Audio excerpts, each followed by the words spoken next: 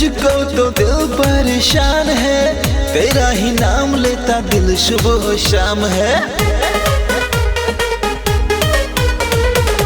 तेरे ख्यालों में खोई मैं रहती हूँ, कैसे कहूँ तुम बिन कैसे मैं रहती हूँ। देखूं तुझे बस मेरा काम है, तेरे मेरे प्यार के चर्चे सरेआम है। दिल तो पागल पागल है, दिल तो पागल पागल है, दिल तो पागल पागल है, दिल तो पागल पागल है, दिल तो पागल है, दिल दीवाना है, दिल तो पागल है, दिल दीवाना है।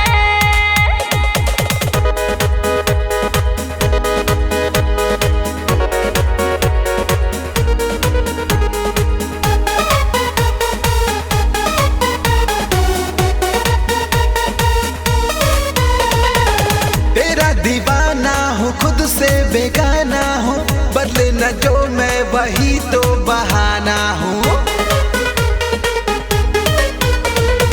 मुझको भी रातों में नींद नहीं आती है, तन्हाई में तेरी याद सताती है। तेरे लिए तेरा आशिक बदनाम है, प्यार का दुश्मन बना ये जा